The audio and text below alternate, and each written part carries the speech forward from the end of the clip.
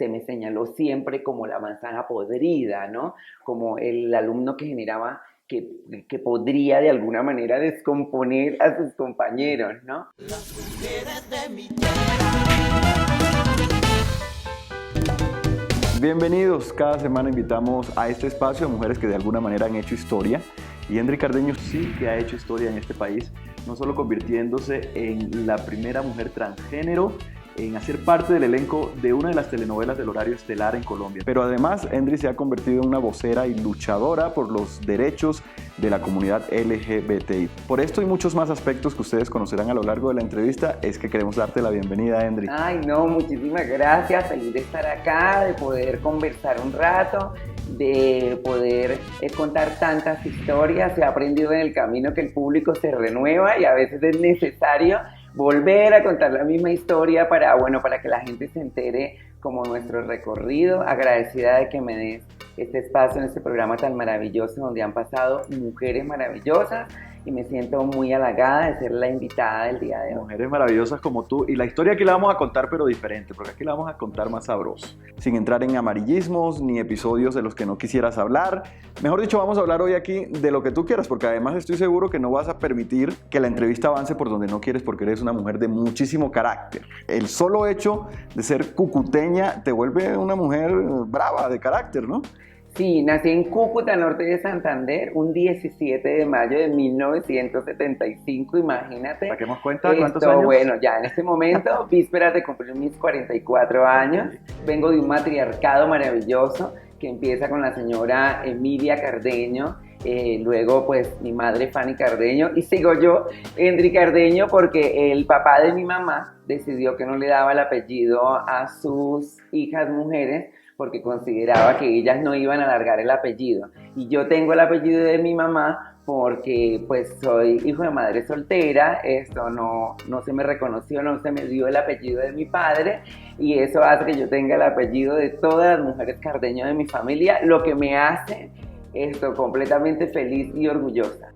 Definitivamente hay varias maneras de contar el cuento. Uno esperaría que al hablar sobre la ausencia de una figura de todas maneras importante, como lo es la figura paterna, pues se cuente de una forma quizás triste, tal vez melancólica, pero en tu caso, justamente, el ser hija de madre soltera parece haber sido una bendición, por la forma en que lo dices. Yo me siento muy orgullosa de eso.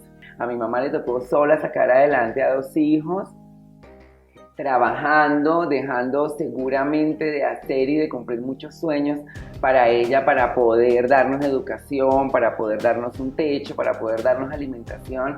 Entonces cuando yo digo que soy hijo de madre soltera, realmente no lo digo ni como una denuncia, ni como una queja, sino lo digo como con un orgullo muy grande de enaltecer a todas las mujeres que han criado solas a sus hijos, con su trabajo, con su esfuerzo y con su dedicación. Endry, a tus 44 años y tan orgullosa, como tú misma lo dices, de lo que te correspondió en la vida, de ser criada por una madre soltera y lo que viste de lo que significa ser mamá, ¿no está dentro de tus planes o por lo menos de tus deseos o sueños adoptar, ser mamá, pues de alguna manera, soltera o no soltera?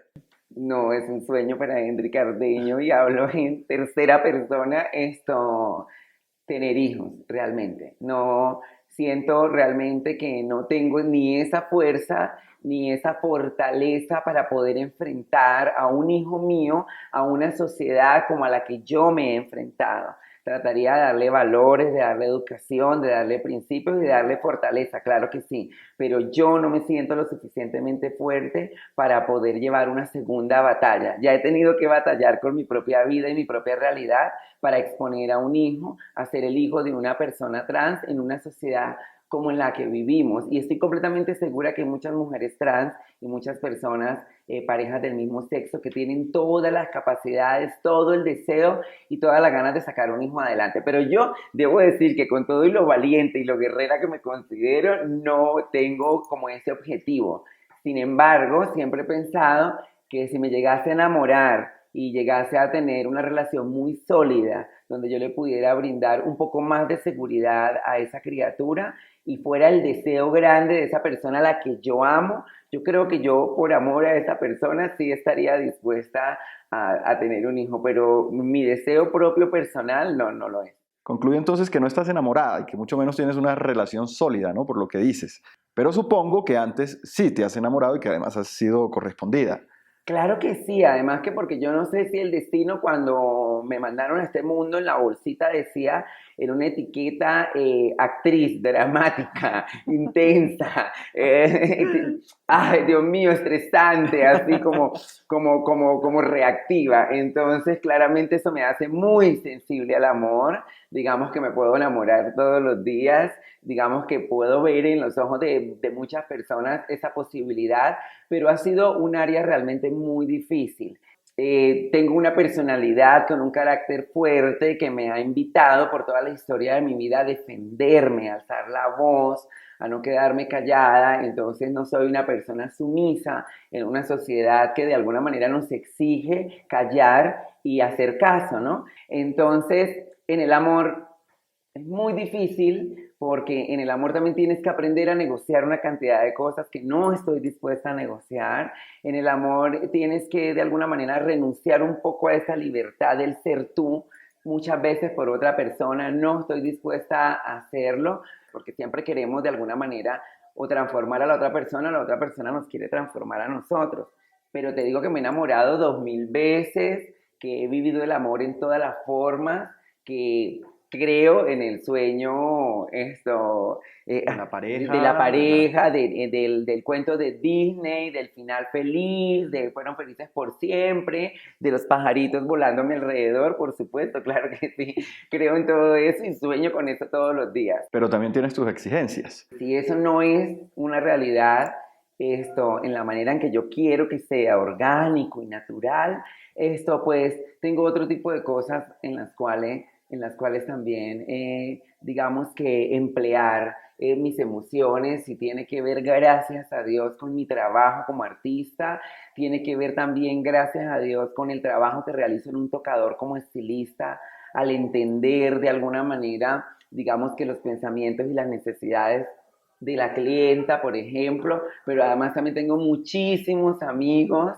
y nada, no sé, yo no sé, si hay alguien para mí, chévere, pero si no hay nada por ahí, pues yo sigo adelante y pues seguiré amándome yo solita, que la verdad que no me molesta para nada.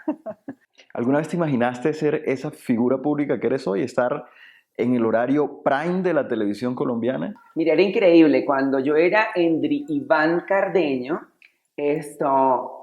siempre estudié en la misma escuela, al lado de la escuela que daba mi parroquia, San Juan María Vianney.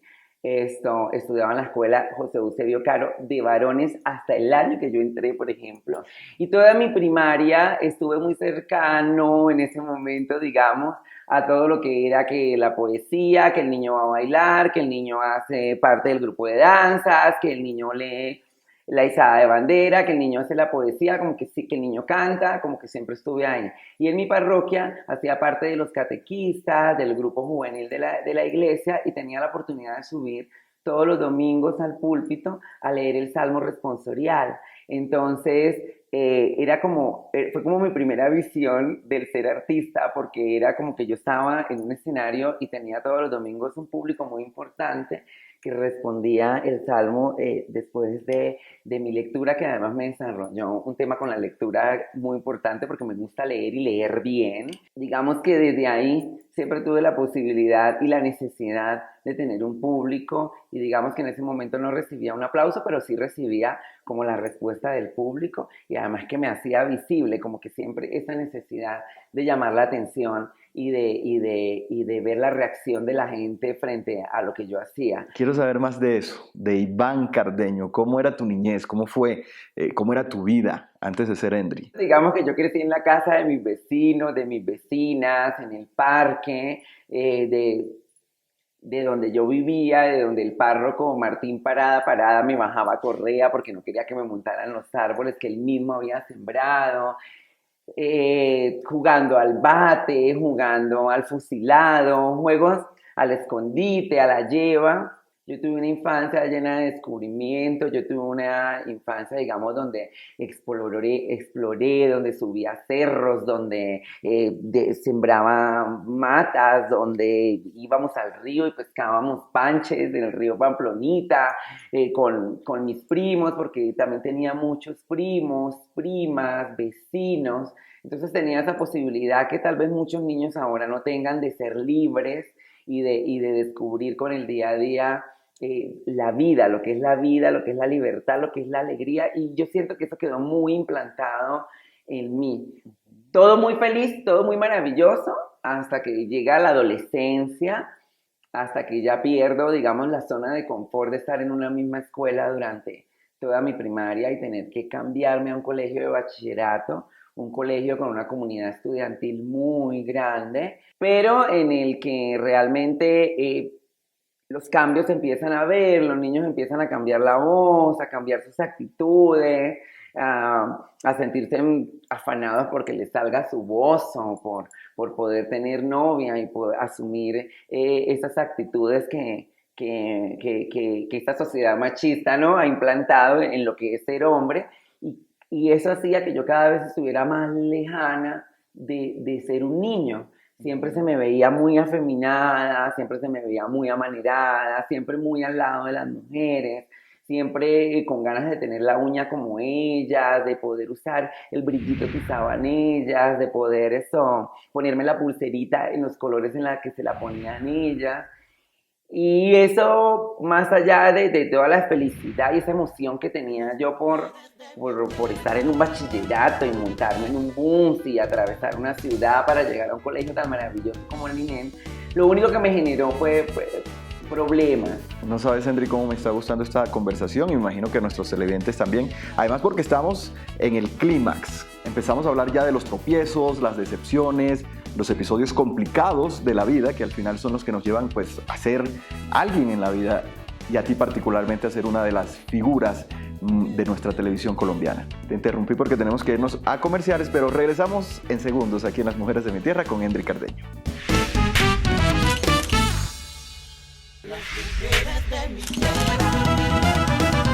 Gracias por continuar con nosotros. Quedó en punta la conversación con Henry Cardeño en el segmento anterior, porque llegamos a ese momento en el que dejas de ser Iván para convertirte en Henry. Y eso empieza a aflorar cuando empiezas el bachillerato en el Colegio INEM de Cúcuta, donde nos decías que empiezas a tener problemas cuando empiezas a descubrir tu lado femenino. ¿Por qué? Porque los profesores no entendían mi situación, porque para los profesores cualquier comportamiento mío amanerado, afeminado, era sinónimo de indisciplina, era sinónimo de una mala conducta, y se me señaló siempre como la manzana podrida, ¿no?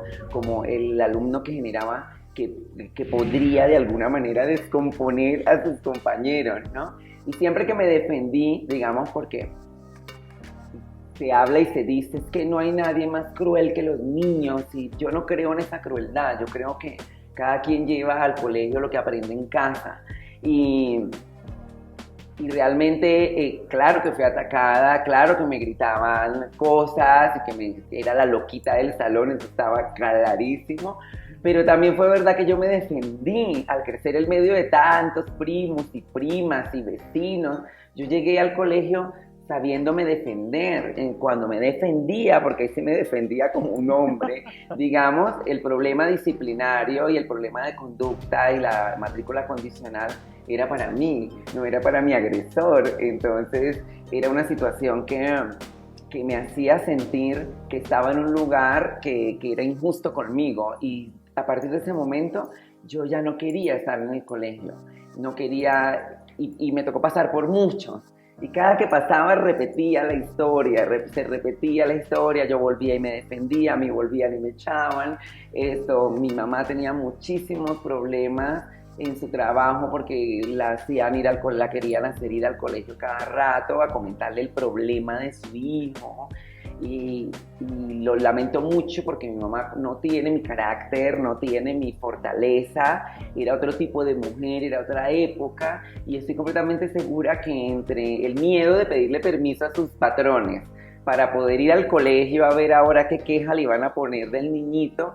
Estaba como ese sufrimiento y esa duda que le pudo haber generado a ella, qué es lo que le pasa a Endri, ¿no? Y mientras caminabas hacia ese camino de la transformación, ¿sentiste alguna vez remordimiento, culpa por lo que pudiera sentir tu mamá y en general tu familia, ¿no? Por lo que sin querer y sin buscar ir más allá de tu instinto estabas ocasionando. Cada vez que estoy más grande como que recapacito más en eso, ¿no? Porque yo en ese momento ni ahí, como dicen las chilenas, o sea, yo en ese momento, yo no pensaba en eso. Estaba tan feliz descubriéndome y estaba tan feliz hasta defendiéndome porque estaba haciendo lo que me mostraban mis heroínas de la televisión, que si la gaviota, que si la cara sucia, que si mi amada Beatriz, la Abigail. Entonces yo estaba haciendo también lo mismo, defendiéndome y siendo la heroína y la chica malcriada que no se dejaba, pero nunca van a ver en la historia de mi vida la escena frente a un espejo, mirándome mi cuerpo y diciendo, esto es lo que yo quiero ser, ¿no? Nunca, lo lamento mucho porque yo soy drama queen, pero nunca existió ese drama en mi descubrimiento, en mi construcción, digamos que en mi día a día, en esa búsqueda inconsciente, fue todo tan natural, fue todo tan espontáneo, fue todo tan divertido realmente, que yo nunca alcancé a sentir que era malo, porque cuando justamente sentía el llamado de atención de mis superiores, por decirlo de alguna manera, para mí ellos siempre estuvieron equivocados, para mí siempre fue una injusticia. Nunca lograron generar en mí ese tema de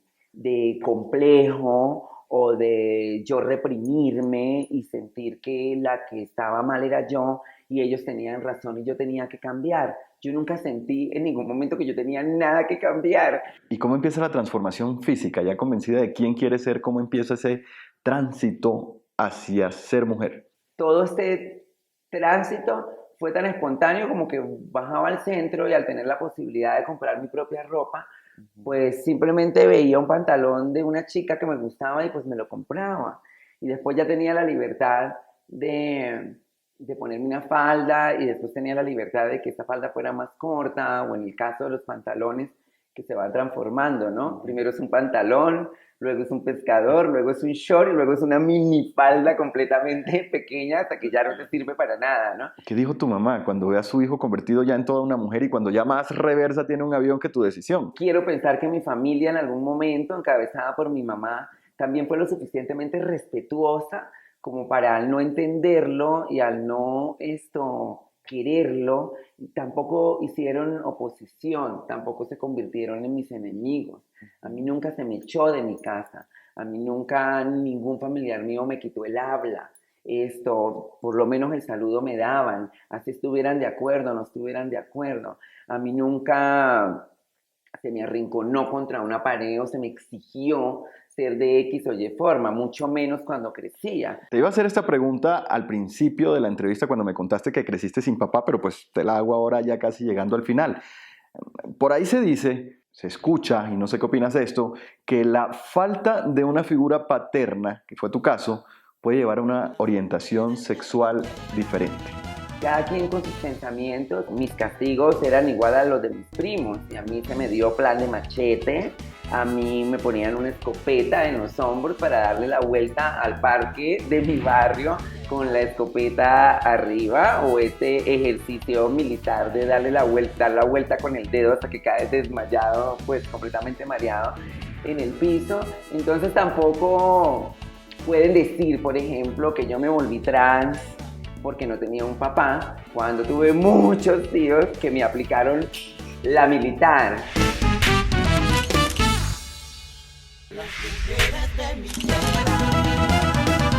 Continuamos en Casa Ensamble en Bogotá con Endri Cardeño, quien hace parte del elenco de A 250 La Cuba Libre, una obra que definitivamente tienen que venir a ver, con la actuación por supuesto de nuestra invitada, primera mujer trans en hacer parte de una producción de televisión en horario estelar. Y es que eres una mujer afortunada por todos los espacios que has logrado conquistar. Eres actriz no solo de teatro, también de televisión, incluso de cine, ganadora de premios. Te has ganado ya un lugar dentro del Star System colombiano, pero no sé si dentro de todo ese cuento de hadas, esta historia feliz, maravillosa, te has sentido también en algún momento discriminada dentro del medio. Por supuesto, pero no solamente por el hecho de ser trans.